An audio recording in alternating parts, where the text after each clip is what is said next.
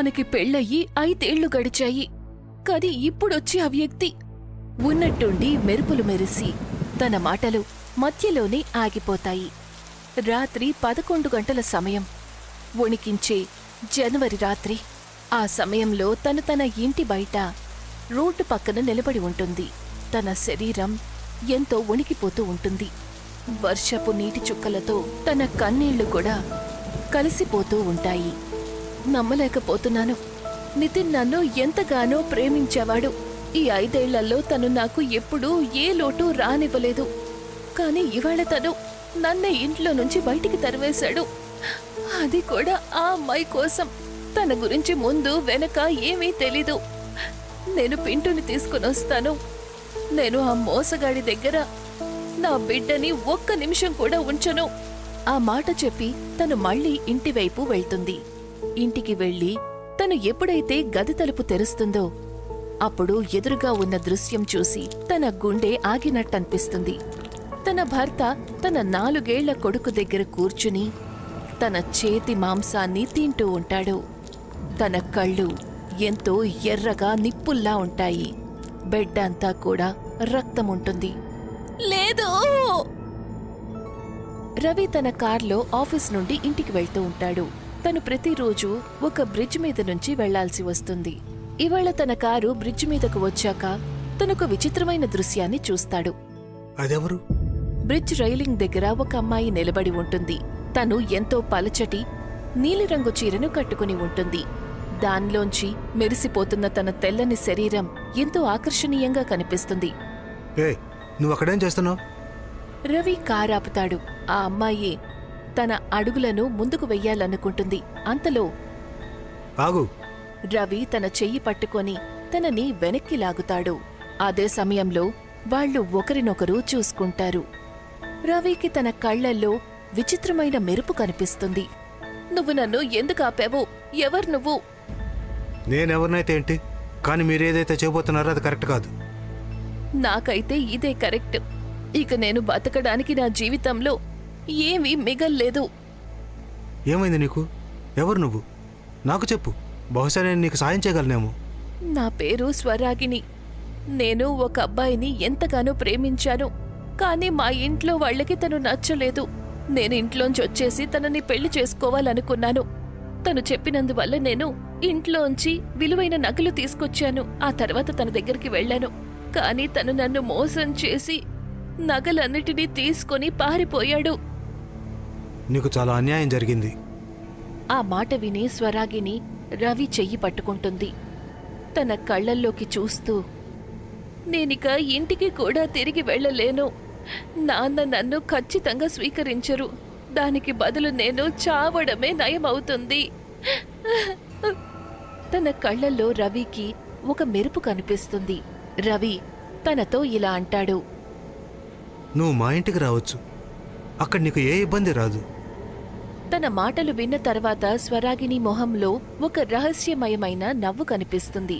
రవి తనని కార్లో కూర్చోపెట్టుకుని తన ఇంటికి వెళ్తాడు. ఇదే నా ఇల్లు. నీకు ఇక్కడ ఉండడానికి ఎటువంటి ఇబ్బంది ఉండదనుకుంటున్నాను. Thank you. వాళ్ళిద్దరూ ఇంటి లోపలికి వెళ్తారు. అప్పుడక్కడ ఎవ్వరూ లేరు. మీ ఫ్యామిలీ ఎక్కడుంది? ప్రస్తుతం నేను ఇంట్లో ఒంటరిగా ఉన్నాను. నా భార్య పుట్టింటికి వెళ్ళింది. తన మాటలు విని తను అతని దగ్గరికి వెళ్తుంది. ఆ తర్వాత కళ్లల్లో కళ్ళు పెట్టి, ఇవాల్టి నుంచి మీకు ఆవిడ లేని లోటు అస్సలు తెలీదు. తన కళ్ళు ఎంతో ఎర్రగా మెరుస్తాయి. రవి మీద వాటి ప్రభావం చూపుతాయి. తను రవి చెయ్యి పట్టుకొని తనని గదిలోకి తీసుకువెళ్తుంది. గదిలోకి వెళ్లిన తరువాత తను చిలిపిగా నవ్వుతుంది. ఆ తర్వాత రవిని గది బయటికి తోసేస్తుంది. అరే, కాస్త ఓపిక పట్టు అని చెప్పి తను రవి మొహం మీదే తలుపును మూసేస్తుంది. కాని రవి ఏమాత్రం తప్పుగా అనుకోడు. స్మైల్ చేస్తూ తలుపు కొడతాడు. అరే, తెరవచ్చుగా. నువ్వేం చేస్తున్నావు? తను ఆ మాట అనగానే స్వరాగిని తలుపు తెరుస్తుంది. స్వరాగిని తన డ్రెస్ మార్చుకుంటుంది. తను చాలా షార్ట్ నైటీ వేసుకుంటుంది. నువ్వు ఈ నైటీలో అద్భుతంగా ఉన్నావు. ఆ సమయంలో రవి పూర్తిగా అదుపు తప్పి ఉంటాడు. తను వెంటనే తన దగ్గరికి వెళ్తాడు. ఆ తర్వాత ఇద్దరూ ఒక్కసారిగా బెడ్ మీదకు పడతారు. స్వరాగిని రవి మెడ మీద ముద్దు పెడుతుంది. ఆ తర్వాత గది తలుపు దానంతటా అదే మూసుకుపోతుంది. ఉదయం రవి కళ్ళు తెరిచేసరికి స్వరాగిని తన కౌగిట్లో ఉంటుంది. తను కాస్త స్పృహలోకి వస్తూ ఉంటాడు. నా వల్ల చాలా పెద్ద తప్పు జరిగింది. నేను పెళ్ళైన వాడినయ్యుండి. తను ఆ మాట అంటాడో లేదో స్వరాగిని కళ్ళు తెరిచి తన కళ్ళలో కళ్ళు పెట్టి ఒక చిరునవ్వు నవ్వుతుంది. ఆ తర్వాత గుడ్ మార్నింగ్ మై డియర్.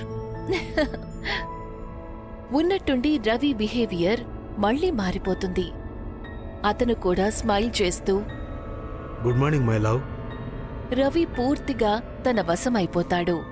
తను రోజంతా ఇంట్లోనే స్వరాగినితో పాటే ఉంటాడు. రాత్రయ్యేసరికి డోర్ బెల్ మోగుతుంది. రవి దాన్ని గమనిస్తాడు. ఈ టైంలో ఎవరు వచ్చుంటారు? రవి లేచి తలుపు దగ్గరికి వెళ్తాడు. స్వరాగిని కూడా తనతో పాటే వెళ్తుంది. రవి తలుపు తెరిచేసరికి నిజంగానే అక్కడ రష్మి ఉంటుంది.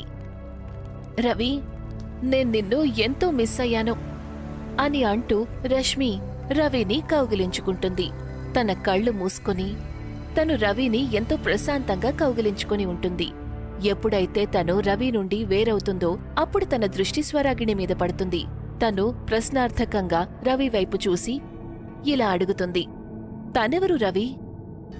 తను స్వరాగిణి. స్వరాగిణి ఎవరు? తను ఇంత పొద్దున్నే ఇక్కడ మనింట్లో ఏం చేస్తోంది?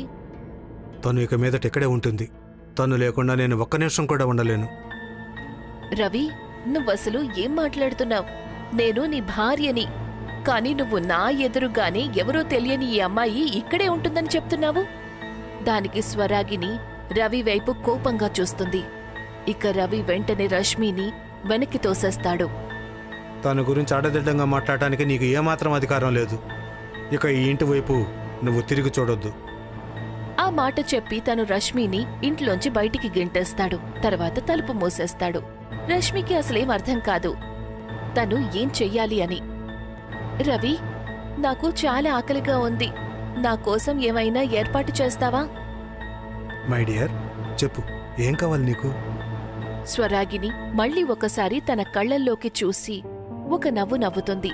ఆ తర్వాత రవి కూడా నవ్వుతూ అక్కడ్నుంచి వెళ్ళిపోతాడు. సరిగ్గా వాళ్ల ఇంటి వెనుక ఒక శ్మశానం ఉంటుంది. రవి ఇంట్లో నుంచి బయల్దేరి ఆ శ్మశానం వైపు వెళ్తాడు. రష్మి అప్పటికి కూడా ఇంటి బయటే నిలబడి ఉంటుంది. ఈ రవి ఇంత రాత్రివేళ శ్మశానానికి ఎందుకు వెళ్తున్నాడు? తను కూడా నెమ్మదిగా తన వెనకే వెళ్తుంది. రవి శ్మశానం లోపలికి ఏమాత్రం ఆలోచించకుండా వెళ్తాడు. కాని రష్మి గేటు దగ్గర దాక్కుని తనని చూస్తూ ఉంటుంది. ఇదైతే సరిగ్గా ఉంటుందనుకుంటా. రవి చూసేసరికి ఒక సమాధి కొత్తగా అనిపిస్తుంది. తను తన చేతుల సహాయంతో సమాధి మీదున్న మట్టిని దులుపుతాడు. అసలు తను ఏం చేస్తున్నాడు? ఏమైంది తనకి? రవి సమాధిని తవ్వి శవం చేతిని బయటికి లాగుతాడు. తను 2-3 సార్లు లాగేసరికి ఆ చెయ్యి శరీరం నుండి వేరవుతుంది. అయిపోయింది. ఆ విరిగిన చేతిని తీసుకొని తను తన ఇంటివైపు బయలుదేరతాడు. రవి ఇంట్లోపలికి వెళ్తాడు. ఇక రష్మి కిటికీ దగ్గరికి వెళ్తుంది. తను అక్కడ్నుంచి లోపలికి చూస్తుంది. భగవంతుడా! రవి ఇంకా స్వరాగిణి ఇద్దరూ కూడా ఆ శవం చేతికున్న మాంసాన్ని తింటుంటారు. అది చూసి రష్మికి భయం వేస్తుంది. తను వెంటనే అక్కడ్నుంచి పారిపోతుంది. తను తిన్నగా పక్కనే ఉన్న గుడికి వెళ్తుంది. గుడి బయట ఒక తాంత్రిక్ బాబా కూర్చుని ఉంటారు. బాబా, నా భర్త సమస్యలో ఉన్నారు. నాకు సహాయం చెయ్యండి. ఏంటి నీ సమస్య? నా భర్త మీద ఒక రాక్షసి ప్రభావం పడింది. ఆయన నన్ను ఇంట్లో నుంచి గెంటేశారు. ఇప్పుడు ఆయన తననే తన భార్య అనుకుంటున్నారు. వాళ్లు భోజనంగా శవం మాంసాన్ని తింటున్నారు. వాళ్ల కళ్లల్లో కూడా విచిత్రమైన మెరుపు మెరుస్తోంది. నాకసలేం అర్థం కావట్లేదు ఆయన ఎందుకలా చేస్తున్నారో. బహుశా నీ భర్తతో స్వరాగిణి ఉండుంటుంది. ఎవరి స్వరాగిణి? తను ఒక రాక్షసి. ఎటువంటి రాక్షసి అంటే తనకి పెళ్ళైన మగాళ్ళని బలి తీసుకోవడం అంటే చాలా ఇష్టం. తను వాళ్ళ మనసుని వశం చేసుకుంటుంది. ఆ తర్వాత ఆ వ్యక్తి తన మాటే వింటాడు. తన నిజమైన కుటుంబాన్ని పూర్తిగా మర్చిపోతాడు. కొన్ని రోజులు తనతో ఉన్న తర్వాత తను ఆ మగాడిని కూడా అంతం చేస్తుంది. కొత్త వేట కోసం బయలుదేరి వెళ్తుంది. బాబా, మీరు నాతో పాటు రండి. తనని మా ఇంట్లో నుంచి తరిమేయండి. నేను నీతో వస్తే నీ భర్త నన్ను కూడా చంపేస్తాడు. ఎందుకంటే తను పూర్తిగా ఆమె వశంలో ఉన్నాడు. మరైతే మీరే చెప్పండి, నేను ఏం చెయ్యాలి?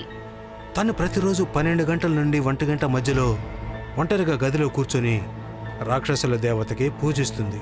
ఆ సమయంలో తను తన నిజ రూపంలోకి మారుతుంది. ఆ పరిస్థితుల్లో నీ భర్త తనని చూస్తే తన మీద ఉన్న మాయా ప్రభావం అంతమవుతుంది. అదే సమయంలో నువ్వు తనని అంతం కూడా చేయొచ్చు. ఆ మాట విని రష్మి మళ్ళీ తన ఇంటికి బయలుదేరి వెళ్తుంది. రవి, నేను నా దేవతకి పూజ చేసుకుని వస్తాను. నువ్వు నీ గదిలోనే వెయిట్ చెయ్యి. అక్కడికి మాత్రం రావద్దు, సరేనా?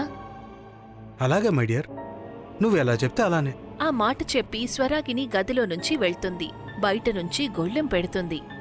తను వేరే గదిలోకి వెళ్తుంది. అక్కడ ముందుగానే నల్లని సర్కిల్ గీసి ఉంటుంది.